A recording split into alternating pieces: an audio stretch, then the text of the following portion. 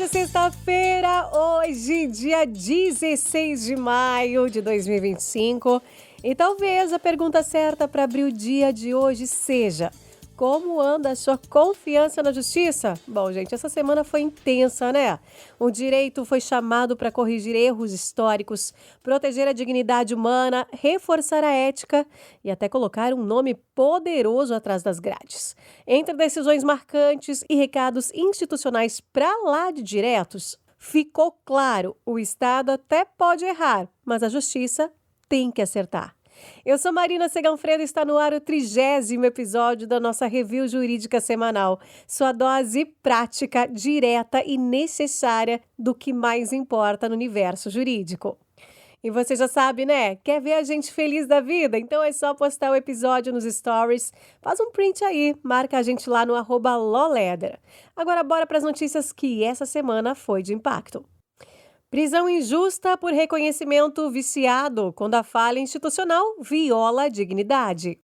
A segunda turma recursal do TJTO condenou o Estado por uma prisão indevida, causada por um reconhecimento fotográfico totalmente irregular. O que escancara o erro? Bom, a vítima reconheceu o único homem negro entre os suspeitos apresentados, uma prática que fere e muito o artigo 226 do Código de Processo Penal. A sequência legal de passos para evitar esse tipo de erro foi ignorada.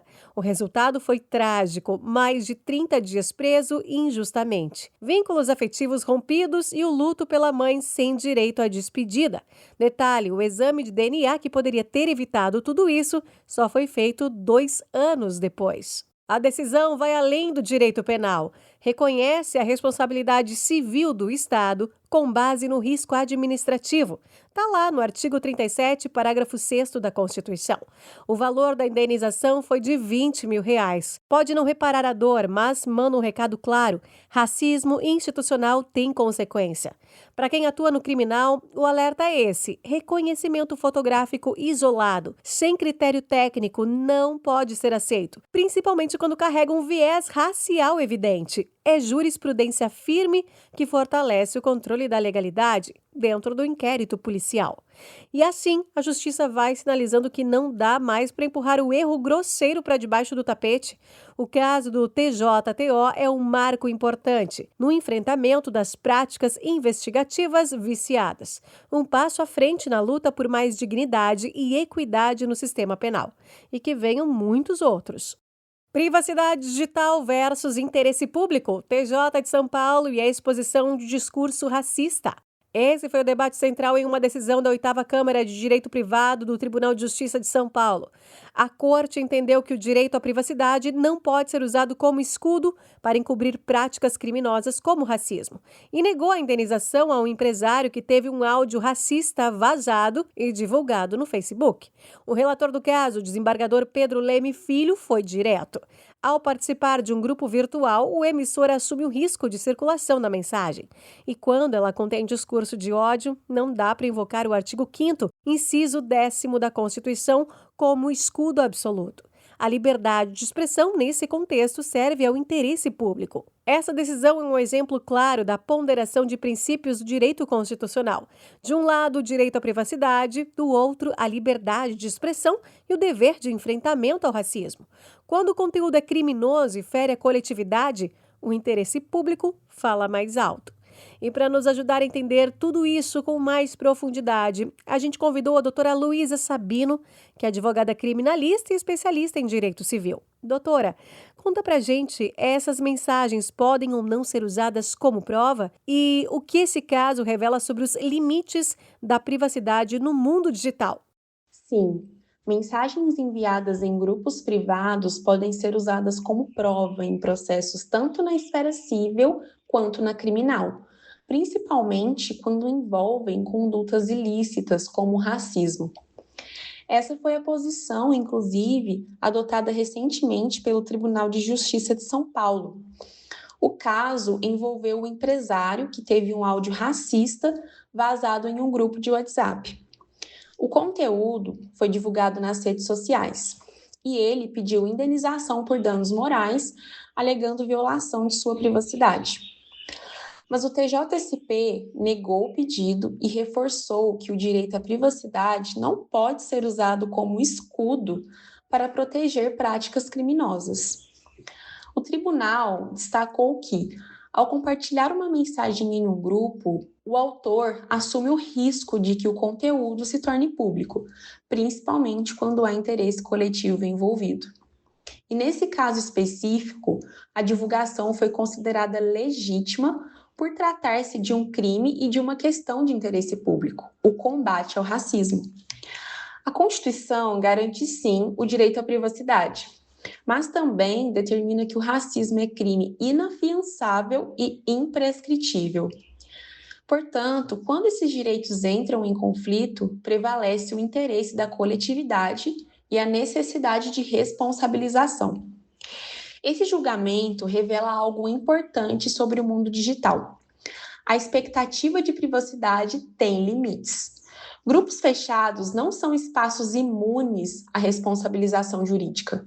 O ambiente pode ser privado, mas as consequências de uma fala criminosa são públicas e legítimas. No fim das contas, a responsabilidade pelo que se diz continua sendo de quem diz, independente do lugar onde a mensagem foi proferida. Sensacional, uma verdadeira aula sobre os impactos jurídicos da era digital, né? Muito obrigada, doutora Luísa, pela participação e pela clareza.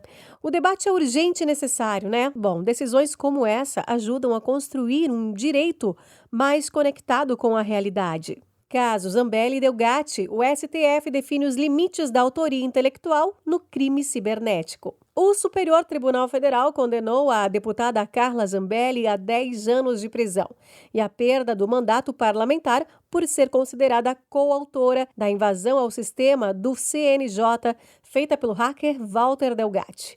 Os crimes: invasão de dispositivo informático e falsidade ideológica. O caso aprofunda o debate sobre autoria e domínio do fato. Mesmo sem ter executado a invasão com as próprias mãos, Zambelli foi reconhecida como autora intelectual da ação. E isso, segundo a doutrina de Klaus Rochin e o próprio STF, já justifica a coautoria penal. Outro ponto que chamou atenção foi a unanimidade dos ministros no julgamento virtual. Ficou claro que a imunidade parlamentar não é um escudo absoluto quando o crime comum atinge instituições essenciais da democracia, nesse caso, o judiciário. A resposta foi firme e histórica.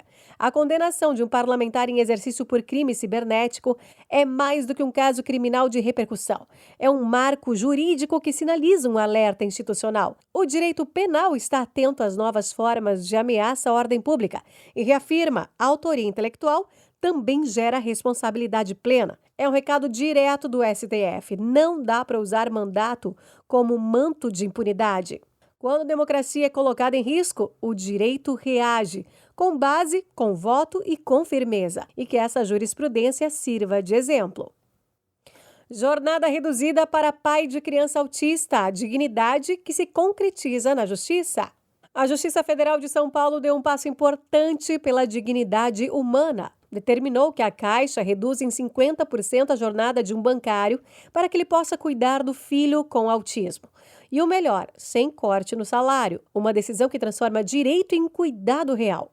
Mesmo sem previsão nas regras internas da empresa, a juíza entendeu que negar esse pedido era violar direitos fundamentais. A base? A Constituição, o Estatuto da Pessoa com Deficiência e a proteção integral à criança, tudo previsto e garantido por lei. A decisão também se apoia na Convenção Internacional sobre os Direitos das Pessoas com Deficiência, que tem força de norma constitucional no Brasil. Um lembrete: inclusão e convivência familiar não são favores, são garantias jurídicas e devem ser respeitadas.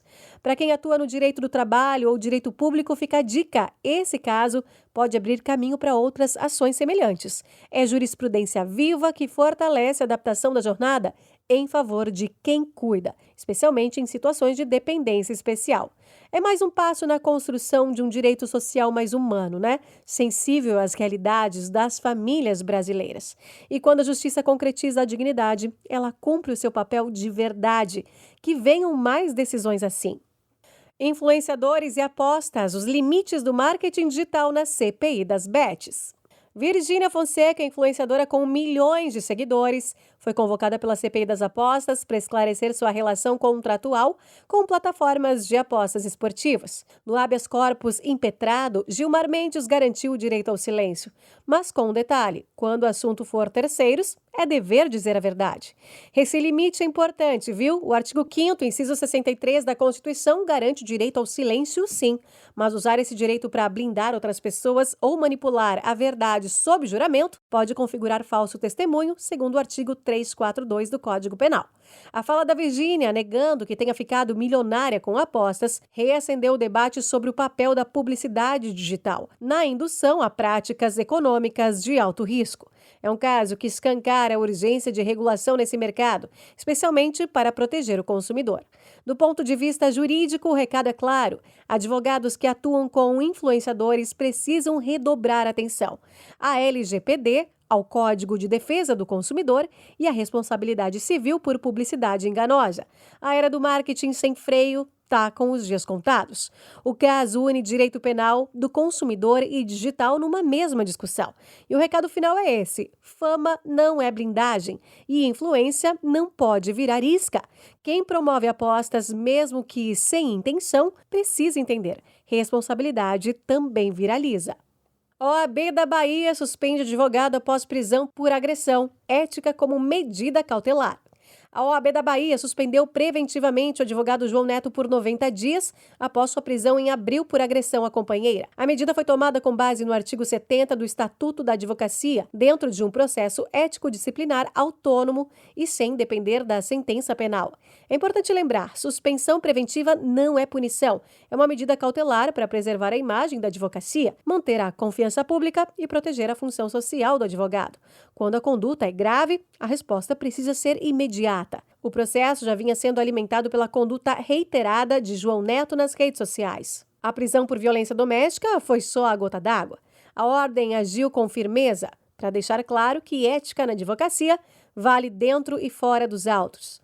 Essa decisão reforça o que muita gente esquece: ser advogado não é só ter prerrogativa, é também ter responsabilidade social, postura compatível com o cargo que ocupa e respeito à dignidade humana em qualquer contexto. E aí, qual dessas decisões mexeu mais com você hoje? Qual te fez refletir sobre o papel do advogado nesse cenário de tantas mudanças? Bom, a gente segue firme toda sexta-feira com o que realmente importa para o seu repertório jurídico.